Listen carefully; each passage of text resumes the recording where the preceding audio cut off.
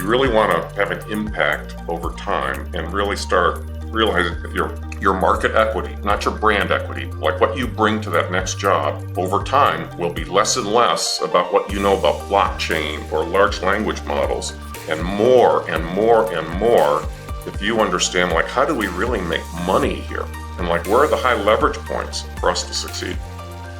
Hello and welcome to Code to Cloud. I'm your host, Tim Chase. I'm a global field CISO at Lacework, and today I'm excited to talk with Mark Settle. Mark is a 7-time CIO, having served at companies like Okta and Visa. He is also an author. Mark has published 2 books, Truth from the Trenches, a practical guide to the art of IT management, and Truth from the Valley, a practical primer on future IT management trends. Mark, welcome to the show. Thank you. Glad to be here. I'd love to kind of ask a couple of questions, around those books. Like, what would you say is the art of IT management? Give us a little bit of a kind of a breakdown of what that means. So the first book was intended to talk about the leadership skills, the competencies that you need as an individual if you aspire to have leadership roles within the IT profession.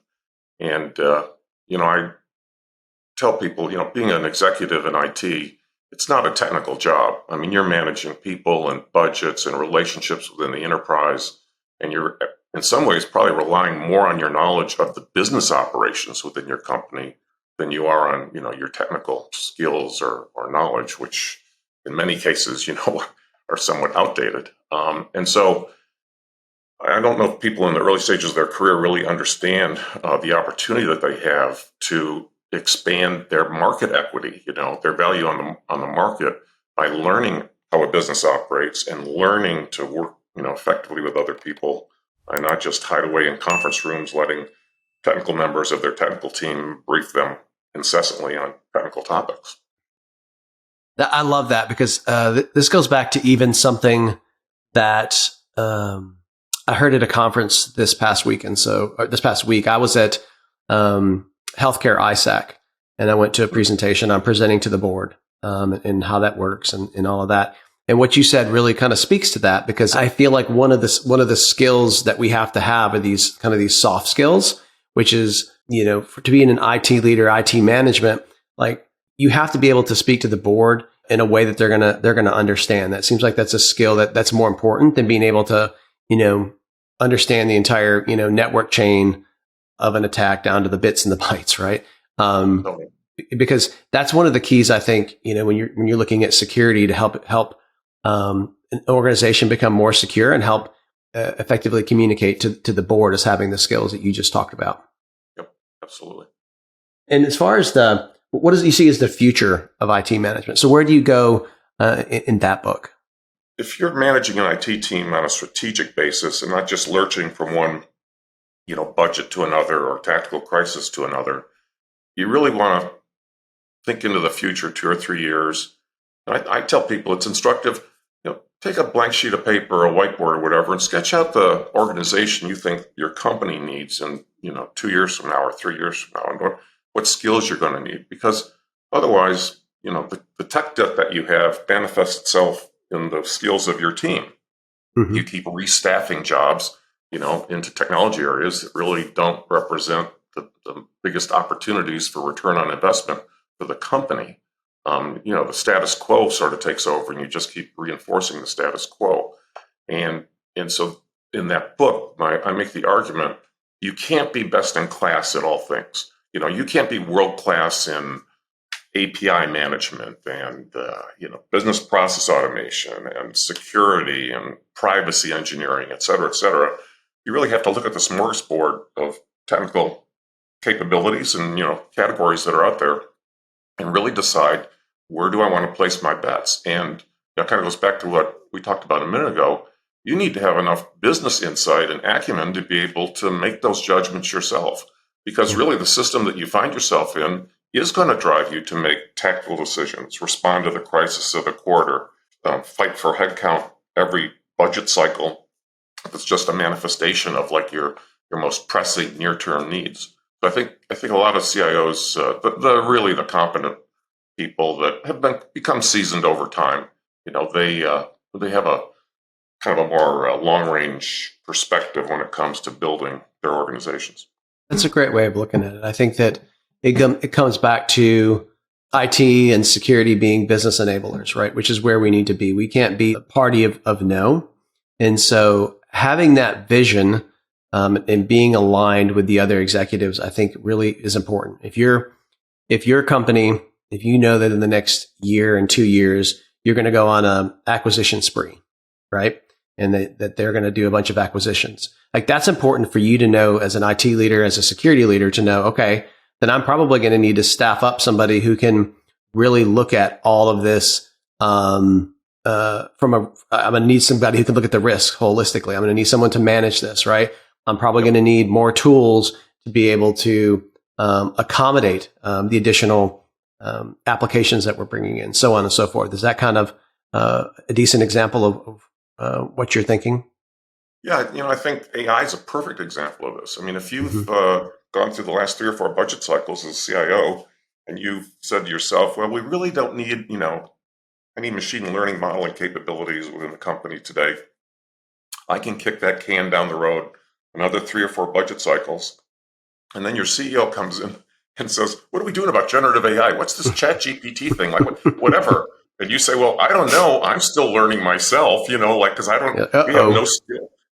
I mean, you know, that's not a good situation to be in. So, and the other thing I wanted to add to this comment is, I think I'd be interested in your perspective as a CISO. So sometimes I think, CIOs unfairly paint CFOs as these, narrow-minded, green-shade accountants, that are just trying to find ways to pick the IT function apart and limit staffing and, avoid buying new tools, etc. And maybe I've had a charmed existence, but that's really not been my experience at all. They're actually very strategic thinkers. Mm-hmm. um, I had one CFO told me, he said, after this big ERP implementation, I don't want to spend any more money in the back office. I mean, we just gave them a whole new platform of tools. Let them take 3 years and figure out how to, get some business benefits out of that. I'm worried about the sales team in the front office. Like, let's kind of like change the balance here and do something for those guys. So, Yeah. so I think I if you, agree. I yeah, had the same conversation the other day with some other CISOs, and because we were talking about where should the CISO report in an organization? Is it a CIO? Is it CFO? The CTO? Like what makes sense and what works and what doesn't, and what have we seen? And one of the more common ones that we had seen be successful is if they're not reporting to the president or the CEO, like the CFO is an interesting place for them to sit.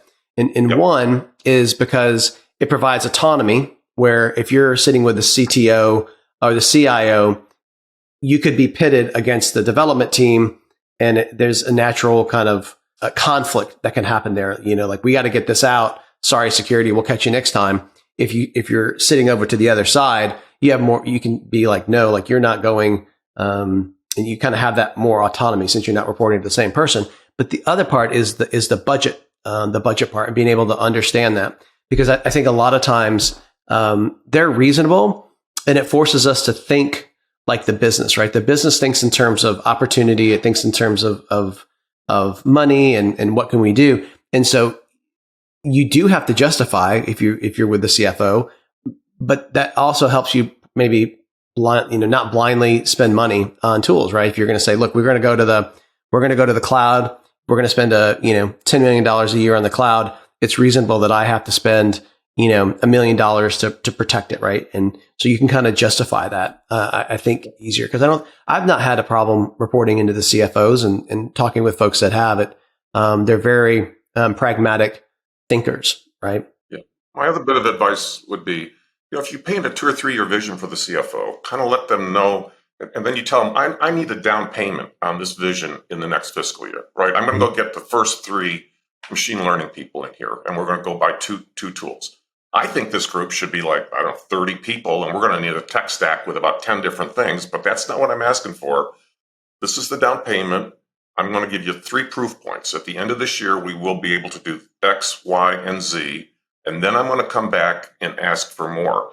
And I highly recommend that, because if you only expose that first year plan, to them it all sounds like more of the same. Well, I gave you 3 of those guys last budget.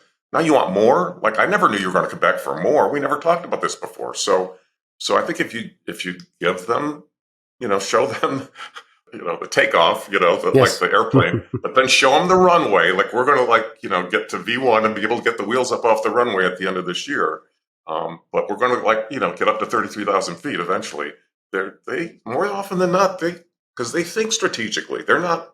They get really badly miscolored as like being quarter to quarter type people. And some probably are, but that's not fair. And I'd argue sometimes CISOs need to think more strategically. Like we need to think better that way and not just be tool centric or people centric or throwing, things at a problem, trying to solve it. But speaking of which, I know you talked about Chat GPT and generative AI, so I don't know if this will kind of go into it, but what do you think from the books you've written, from talks that you've done and people you've talked to, like what do you think from a threat perspective is one of the emerging ones that we're seeing today or that we're going to see really soon? I just kind of think of it in terms of the chaotic landscape, of applications and on-prem resources and cloud infrastructure. It just gets to be such a extended landscape. I don't think the bad guys don't need to really dream up a whole lot of new ways of coming in the door, because like we're building new doors every day. So, which maybe I'm sounding a bit of a curmudgeon, but that kind of gets you back to basic blocking and tackling, right? I mean, if your internal discipline about following procedures and putting the right safeguards in place and all that kind of stuff. I know I'm not answering your question directly. I mean, you've seen this. I turn the question back at you. I mean, it's things that fail are not always so much because they're new or different. It's just because we didn't really do what we knew we were supposed to do. Yeah, it's still, to me, the basic hygiene of stuff is it's not that all of a sudden we've got different threats coming at us. I think we could probably sit here and talk about, is AI going to be the next big thing? And it might be. It's probably going to present some problems to us, but we still got the basic problems. A lot of the folks that I talk to at RSA and other conferences, they're still working on what you were kind of mentioning, which is visibility, right? You've got on-prem, you've got cloud. We don't know what we've got in the cloud. We've got, 2 providers, 3 providers, 4 providers. We're building faster than we can protect. So it seems like today it's not an emerging threat, but the problem that still exists out there is just knowing what we have to protect, right? You can't protect what you don't know about. Exactly right. Yep. So we talked about this a little bit, but I'd be curious to hear your thoughts. As a CIO who's worked with security and things, how can security teams be an enabler? Like I'm a big fan of that. I've been talking about it for years. I think it's a key. But like from your perspective, how can security teams and CISOs and how can they be a business enabler? I think one of the problems with security is it's just assumed that we will put the right safeguards in place and hopefully nothing too bad will happen. How should I put this? In direct answer to your question, it's hard to differentiate on security because everybody expects we're 100% secure, right? So like if you're 102% secure, nobody cares as long as we're at 100%. And no people only care if it falls below that. And I actually think privacy engineering, privacy safeguards, there's a huge overlap in terms of the tools and the procedures, the operations procedures that should be in place to safeguard against inappropriate use of sensitive PII type information in the same way that you safeguard other kinds of company, assets and as well. And that's where I think the differentiator potential is from a business perspective. And again, especially in a B2C business, your customers are going to have some expectations about careful management of their PII. But if you can exceed those, right? I mean, if you can, you have a little like emblem in the bottom of your landing page, your customer facing landing page that says, this is certified. Like we know exactly, that's a seal of approval, right? That says like all of our safeguards are in place and your data will never go outside the walls of this corporation. It's kind of like bonded something at the bottom of the screen. So I think that's where, as far as having a business impact from security, as opposed to just being kind of a necessary insurance policy expense, right? We've got to pay this money for security to make sure nothing bad happens. If you try to differentiate on safeguards that you're putting in place, I think privacy offers tremendous opportunities. No, yeah, I'm a big fan of that. I think privacy is only becoming more and more of a issue. I've seen it raise more and more to the board level.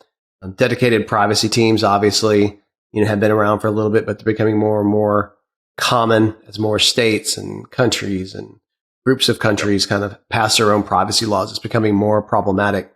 But to kind of dig in on that a little bit more, because I think your newest project that you've kind of been working on is investigating the differences in the end user authentication for commercial setting versus consumer. So I'd just be curious to dive in on that a little bit more. You kind of talked about it as an enabler. So I'd love to just hear more about like what you've learned and what you've been doing in that space. So what's interesting is, in the enterprise space, most of the identity-based security systems are very centralized systems. And so whether you're using an Okta universal directory database or using a Microsoft, AD kind of a database, or if you're doing business with Bank of America or Amazon or whatever, they have their own centralized databases with your, identification information that they're going to use for business purposes.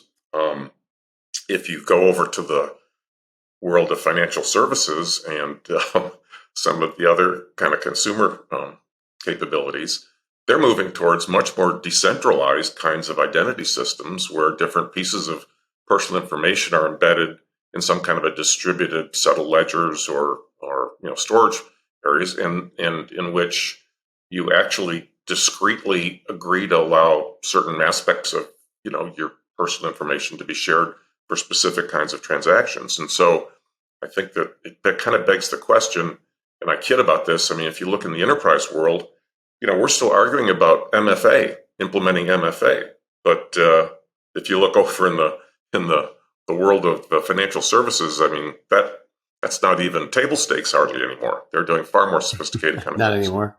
That's interesting. So, that feels like where a lot of the privacy laws and regulations are coming in today, right? Is to give customers more control of that. So, in the commercial setting, I kind of understand that people are going toward the Oktas and the more just, centralized method. On the consumer side, I think there's a failing there. And that's why your CCPAs and your GDPRs really focus on the right to know, the right to be forgotten sort of aspects. And so, do you feel that those tie together and they're trying to solve a problem which is kind of what you were talking about in the consumer side of things? Maybe an example here would be a little easier for the audience to wrap their heads around. So you're familiar with this digital wallet concept. And if you think about it conceptually, there's no reason why in an enterprise setting dealing with employees, you couldn't establish a wallet and the company, your employer, would effectively put certificates in your wallet that say things like you've received a performance evaluation. You have completed your new employee orientation training, just a series of activities that you routinely supply. And then to validate your identity, you no longer need to go into my HR records or anything else. You just need to be able to verify that those certificates are real and that they exist, and that there's no one-time exchange of any kind of PII about me at all. It's just a certificate validation exercise that you go through. So I mean, that whole attack surface that's out there, kind of evaporates completely if you think of some of these kind of decentralized identifier concepts and in more of a enterprise kind of a setting.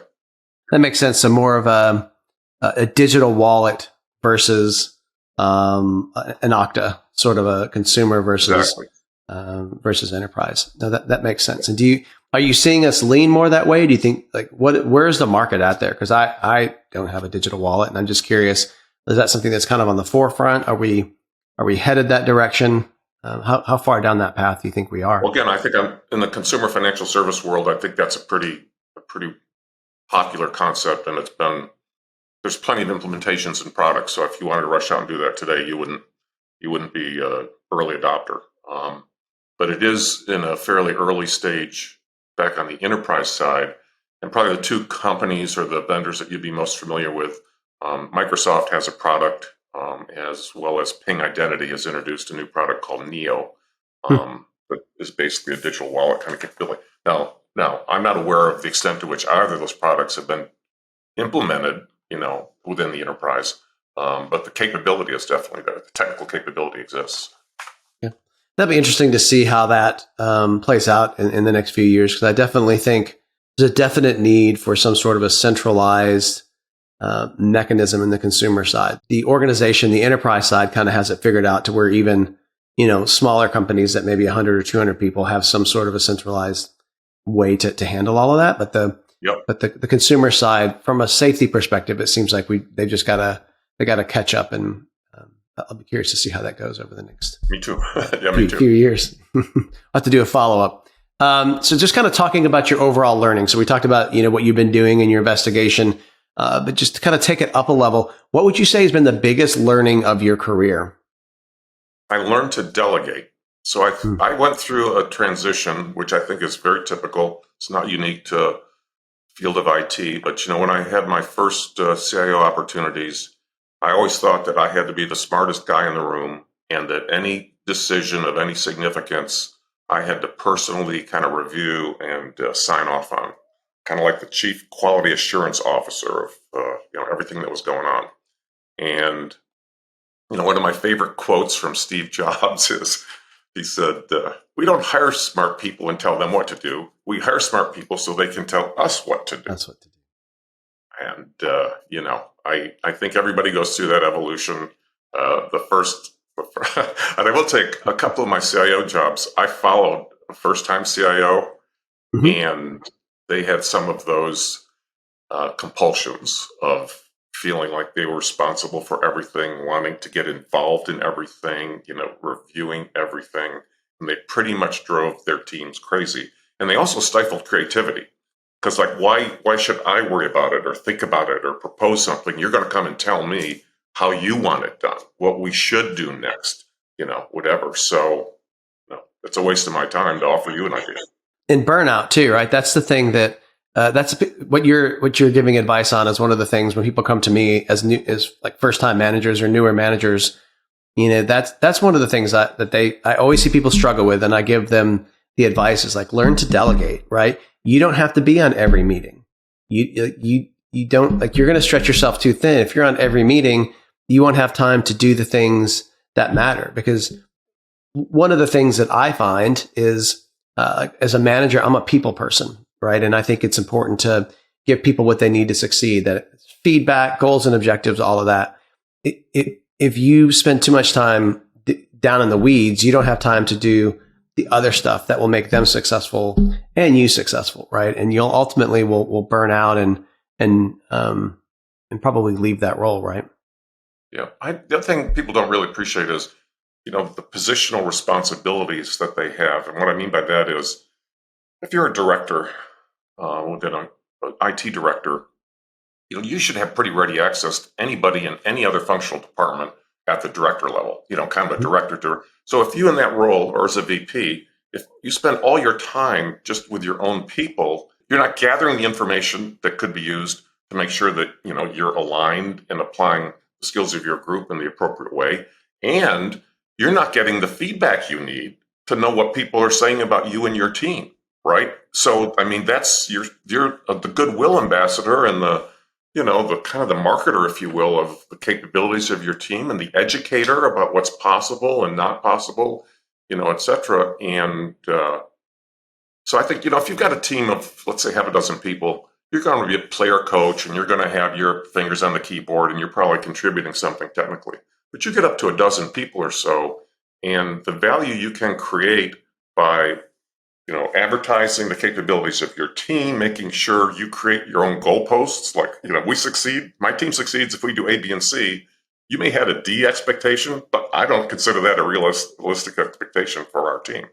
We can't do that, or won't do that, or aren't staffed up to do that, et cetera. So, you're really undercutting your own people if you choose not to really spend time, interacting with the other people at your level of management within your company. Sure. Yeah, that makes sense. But to kind of follow up on that even more, like, what do you think are some of the skills and qualities that are necessary to be successful in IT today? So to really succeed, and we've touched on this before, um, you really, over the course of your career, your technical knowledge and skills and aptitude will actually have less value than your business knowledge, skills, and aptitude. And as you progress through your career, you work in different parts of a single company or you change jobs and you go between companies, you have that opportunity to obtain for yourself at no charge to you a master's degree in business administration. Like you can learn how sales works. You can learn how we manufacture things, how a distribution network works. Now you can go screen 10 different supply chain vendors and try to learn about distribution there, or you can get out into your own warehouses and ride around in the trucks, with the people that are taking the product out to the stores, etc. And you will learn a whole lot more.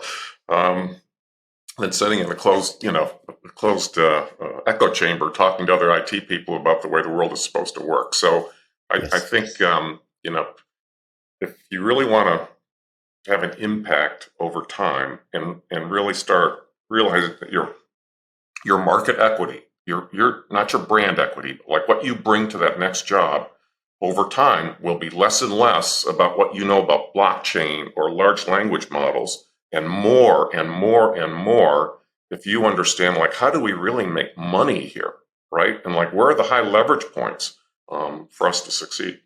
Yeah, that's spot on. I just had a conversation with a CISO of a medical company, and she said exactly the same thing. Where it was, it was a breakthrough for her and one of her colleagues when she was her friend was a nurse, and she just couldn't understand IT and why are they always pushing all these patches on me? Like you're making my life miserable. It's so hard, right?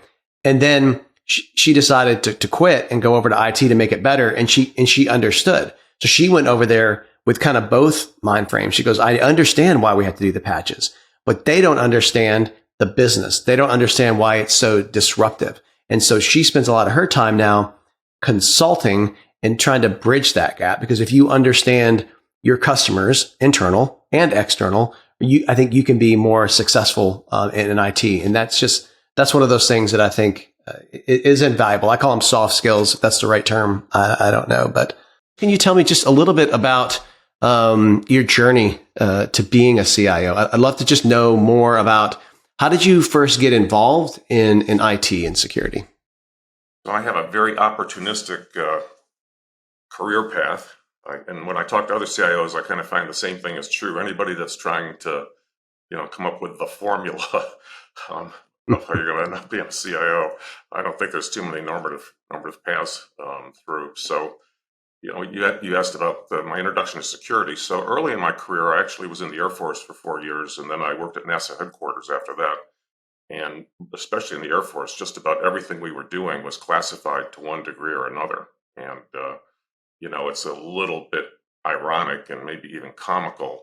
I mean, but in those days, I mean, that was like real security. I mean, if there were lights in the ceiling that went off, if somebody walked through your area, didn't have top secret with tickets, I mean, so I've been exposed to that kind of world early on. No, fantastic. And then after NASA, I guess you kind of just kept on looking for the next opportunity. Opportunities opened up in front of you because obviously from NASA, you kind of went on from there and you became, you worked at Visa and then eventually ended up at Okta. And so I'd love to know like how you ended up at Okta. That's obviously a great company that's had a very successful kind of start and run. Yeah, I mean, if you click back to the transition, so when I came out of NASA, I had been working on a so-called Earth observations program. So we were developing technology that could be used from space to assess different kind of geological conditions and formations and strategic resources. And a lot of the technology we developed was being introduced into the private sector. And I had my background's in geology. My degrees are in geology. And so I was hired by Arco Oil and Gas when I came out, and I had a 10-year career with them. And my first CIO job was with Occidental Petroleum in Los Angeles. And again, some of our listeners here might be somewhat amused by this story. So the job that I had interviewed for there was called Vice President of Corporate IT, and it was located in their corporate headquarters right on the edge of the UCLA campus. And when I interviewed with the CFO, he told me, he said, well, we have these 3 divisions, and we have 3 divisional CIOs, and we think they're spending too much money, and they're making some terrible decisions out there. So we want you to come in here and knock their heads together, and solve some of this problem. And I said, so you think I'm going to be able to do that with a title like, VP of Corporate IT? I said, I think you're going to have to give me the CIO title. Need a better title. Yeah, I can't go out there and, lecture them or whatever. I'm much younger in those days. And, I kind of taught myself into the title. I mean, that was my first CIO job. And then, I progressed through a series of other jobs. And actually, so Okta was interesting. I had worked at BMC Software, which many of our listeners, again, will know is a, IT product company based out of Houston. And there was a gentleman there named Adam Aarons, and Adam was the sales leader for West Coast sales for BMC, and I supported many different sales activities that were going on. Because again, we were using our own commercial products internally within the company, and we were a bit of a showcase that, and we had benefits that we could share with prospective customers. So Adam matriculated to become the chief revenue officer at Okta. And as they grew, he reached out to me and said, man, we could really, you did a great job at BMC. We could really use your help here. And so that was my calling card, I guess, if you will, my ticket to join Okta. And Okta was I joined in 2016. It was a rocket ship ride. I mean, I have never been in a company that grew that fast. We'd get the sales team together every quarter and say, this was the best quarter we ever had, and you guys still didn't meet your quotas. So we want you to get right back out there. Do it again and don't fail this time. Better job next quarter. And that's the life of a salesperson. Yeah. At the risk of being long-winded here, the other interesting thing I kind of discovered was in that situation, there was a lot of internal forgiveness about IT deficiencies or slip-ups, if you will. And I think, at that stage, we had about 800 people in the company, and every department was understaffed and overworked.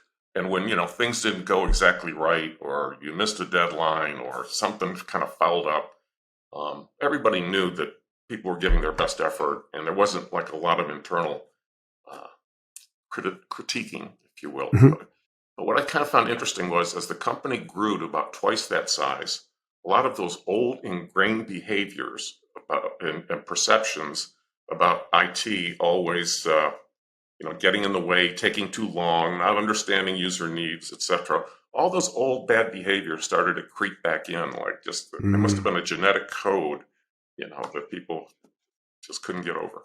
I think there is. I think that could even be a whole nother line of chatting, because I've noticed that too, just being a part of some different startups that sometimes there reaches kind of this inflection point where it's not as startup mode, and you kind of go from startup to enterprise. And some people don't like that transition. That's why you see some people really make their life in like these Series A and Series Bs, and that's what they love: the change, the speed, the rapid, development. And once you start shifting over to where you have more processes and it's harder to get things done, they kind of tend to move on.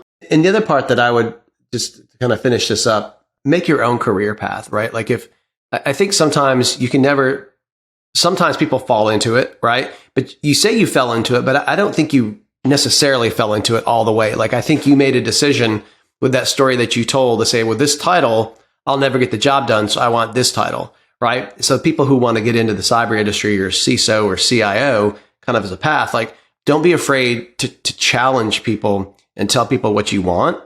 From my experience, I started out as a performance tester and a functional tester.